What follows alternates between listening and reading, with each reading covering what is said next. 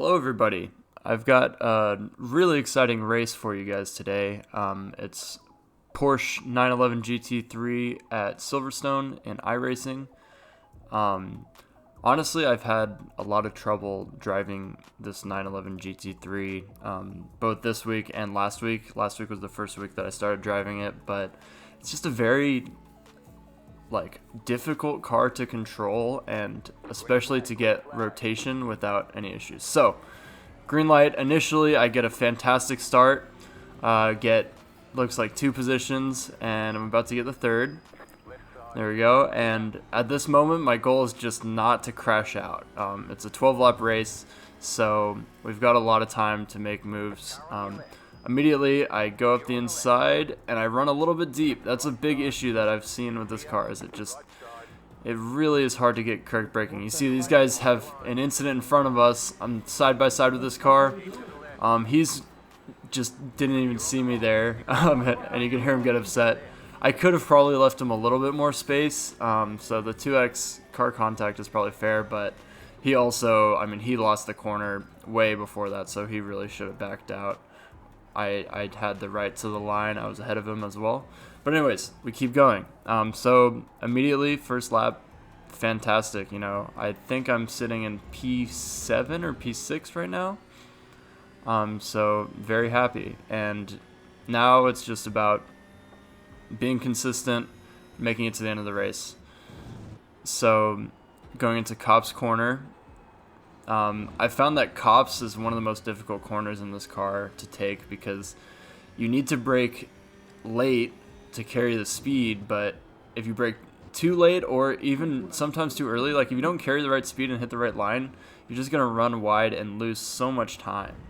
And it's the same thing with Maggots and Becquets, of course. Really the issue, I think, with this car in general is, like I said before, difficulty braking and really carrying entry speed. You can tell that there's a lot of speed that you can carry, but to actually do it with the car being under control is very difficult. And so you'll see a wide range in lap times, like 3-second difference. There was a point where my optimum lap time was like 3 seconds faster than my best lap time, just because it's so difficult to keep the car under control throughout an entire lap. But anyways, so first lap done, making good progress up to P5, which is nice. And going into turn 1, it's a slight brake and then carry 5th gear. You see I was carrying 4th gear for most of these laps, but 5th gear is actually faster, and you want to hold it flat. And then into farm, and I think it's village chicane, or is that the next one? I'm not sure, but going into those corners, you just want to take it slow and make sure you really focus on your exit. With this corner, which is, I also do not know, I think this might actually be village, you really want to turn in early. I learned that, and then just carry the braking in, get the correct apex, and then through left field you go. It's always, left field is one of the best corners on earth, and it's just a very late apex. Sometimes you can double apex it. I think actually it's a little bit faster in this car to double apex. Back into Copse, and you see I'm gaining on Stefan up ahead of me, and you can still see the battle up ahead. I can see the leader, which is a really good sign for this race, especially because I started somewhere like P13, P12. I didn't do qualifying for this race, but I have found that when I do qualify, it's generally not that good. I don't know why my race pace is so much better than qualifying pace in this car, but it just is. Maybe it's just the focus you need in the race compared to qualifying. But I have a little look up the inside on Stefan. Don't stop. But I think better of it. It's a long race, and I'm really just focusing on my SR. I don't want to take any damage. But here I go a little bit deep. Keep it under control for the most part. Hit that bump, and you see I'm actually losing time because of that bump. But then you see Stefan goes a little wide as well. That's the good and bad thing about this car is it's difficult. It's very easy to make mistakes, but that means it's also very easy for other cars to make mistakes. So as you can see, I'm just following through farm, and here I'm looking around the outside, and he kind of hits me. I went into the replay to look at that incident because I felt like I didn't understand why he would hit me outside, and turns out it was actually just netcode. Like, I was about a foot away from his car when I took the contact, so no harm, no foul for sure. And going back into Village, I think I might be calling it the wrong corner this whole time, but Village into left field, and then left field to Woodcut. It's all just a very fast and smooth set of corners straight into Cops, which is one of the most difficult corners on the track. You see I'm losing a bit of time, but that's okay. Just got to stay within 1 second to stay in the slipstream and make sure I don't lose track of the leaders. And you can see up ahead, actually, it looks like they're fighting, or they're at least getting really close together. I'm taking Maggots and Becquets. So you see they get a bad exit out of Becquets for Stefan, but he's really close to Laurent. And they're going to be battling it out into Stowe. So right now I'm just sitting back waiting to see if I can get any easy pickings. You want to break it like 125 meters. And you see here, Laurent, he runs a little wide. Super easy to lock up into Stowe and just go wide. It's like, I really don't get where it happens. So here I go for a pretty deep lunge. Doesn't work out. I went a bit too deep.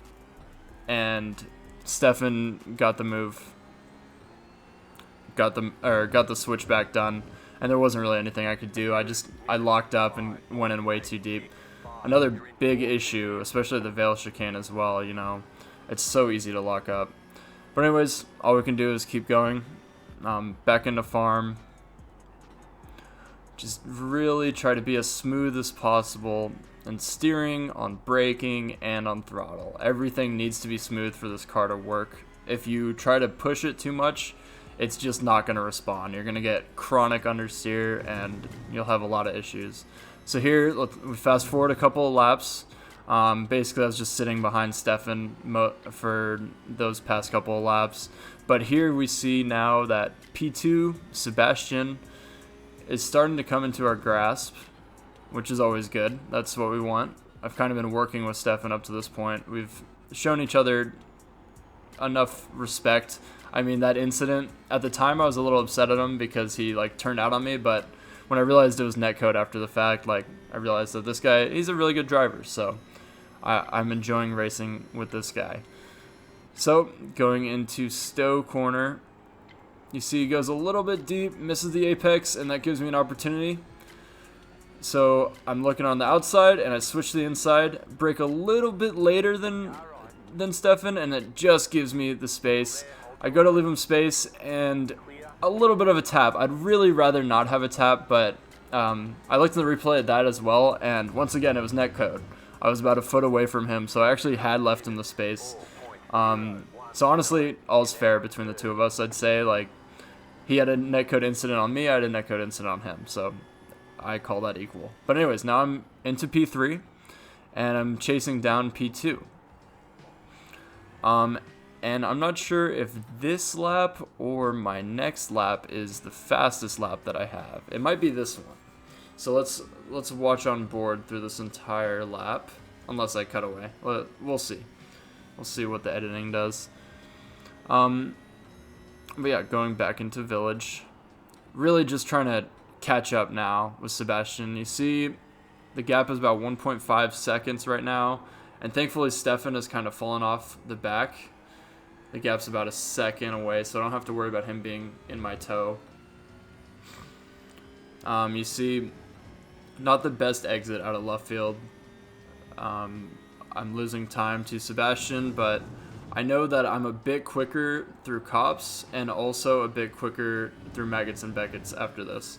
So you see I'm gaining a little bit of time. I kind of lost it on entry, but Maggots and Becquets is where I really gain a lot. I noticed that a lot of people take really wide lines into Becquets, and I think that if you just keep it more narrow, you get a straighter line for braking, and you can really still get a really good exit coming out of Beckett's because of how wide the track is, especially with a Porsche car. I mean, if it were an F1 car, it's a little bit different, but in this Porsche, you can really take advantage of the width of the track. So going into Stowe, I'm gaining time hand over fist, so this is so far a very good lap. Actually, probably at this point, the best lap I've had. I go a little bit deep into the Vale chicane, but I managed to carry the speed, and then flat out coming into the, is this the Hanger Straight? Or it's either the Hanger Straight or the Wellington Straight, it's one of them. But yeah, so you see that's a 203.1, and by doing that, it allowed me to stay within touch of Sebastian, and you see here, he runs a little bit wide going into farm, so that gives me the opportunity to get right in his toe. And so you see, now the gap is down to 0.6 seconds. That's the thing, it's like, just the smallest mistake and you lose a whole second on this track. It's very unforgiving, especially with this car. You just need to carry so much speed. So now fast forwarding to lap 9, I just ran a 203.5. I've just been following Sebastian through this entire time. And going into farm here, we see Sebastian goes a little wide. I follow him also wide, and we're very close now, basically like bumper to bumper. He gets a little bit better exit, but I'm still in his toe, so everything is good. It appears that someone else had an incident somewhere else on the track. But here we go, going into Village, you see I turn in a little bit early and then brakes in a straight line inward, and it seems to gain me quite a bit of time, so I think that's really the optimal line in this car. I know it totally depends on the type of car, like what your line is going to be, but I found that that is probably the best line in the GT3, and I've actually seen a few other of the much faster car onboards doing the same thing as well. That's kind of where I picked it up from. Anyways, going through Cops, 0.4 second gap. This is the closest I've been the entire race to P2. And I'm just really just waiting for him to make a mistake. It's pretty difficult to make overtakes unless there's a specific area where I know I'm faster. And with this guy, I could tell that the exit of Beckett's I was a bit faster, and then also going into farm, into that chicane, I was also able to brake a bit deeper and carry more speed. So those were my two ideas for an overtake. Not so much Vale. He seems to be pretty quick through this Vale chicane right here. You see he gets a really good line and a good exit, and he just pulls away like a solid couple of tenths right there. But I'm still in the toe, and you see my pace is dropping down a little bit as I'm sitting behind him, but just need to stay in the toe and stay in the race, you know. So here, going into farm, you see he actually locks up and goes really deep. So this is my chance. So I take a wide line and hit the old switcheroo, and now we're side by side. And this is really good racing. Side by side into here is almost impossible. I have to lift a little bit to give him space. He's still side by side with me. This is getting really intense going down the straight. We're completely side by side, right into Village, and thankfully he backs out. That totally could have been an incident. I don't think there was any chance for him to bring it around the outside, but I'm very thankful that he did back out, because it just made my life a lot easier. So I've made it up to P2. P1 is 5 seconds away. His pace is pretty good too. I found that I was driving a very similar pace to him, but I wasn't really able to consistently gain on him, and with only 2 laps left, really the goal is just to secure P2. I mean, I started from basically 13th up to P2, so I'm very happy with this. Fast forwarding now to the last lap, you see Sebastian is about 3.6 seconds behind now, so I was able to pull away, and yeah, the gap to P1 increased by about 4 tenths, so we were pretty similar pace, but he was able to pull away while there's the fighting behind him. So congratulations to him. That's a great race, and I'm also very happy with where I'm finishing at right now. So, just need to make it through the Vale chicane. Nothing crazy. And we're good. And now it's just flat out through here. I have had incidents where I spin out into this last corner, but in this case, I made it. So yeah, this was a P13 to P2 race around Silverstone. I'd highly recommend everyone to try this out. And here I've added a couple of chase cam replays to show the incidents that happened in the race. So this first one is my attempted overtake around the outside, and you see I was about a foot away from him, but it still made contact. That's one of the issues with the contact model in iRacing. And now we're going to go into the second one. Same guy with Stefan again.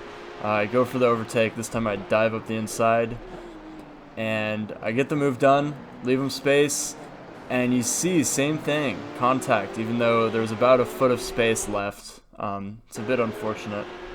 And then this last one here, this is just going to be the turn 1 incident on the first lap. So yeah, you see I went a little bit deep, and then held it up the inside. It was all clean, contact in front. I'm pretty far ahead right now, and I'm going to turn. I could have turned earlier, but he turned in totally on me. And I'm very far ahead. He was pretty upset. So thanks to everybody for watching. I really appreciate it. Be sure to like and subscribe. Leave a comment. Just say hey. If you have any tips for me on driving this car, please let me know, because I've definitely had issues myself. And I'm curious to see how other people feel about this car. Thanks everybody, and have a good one.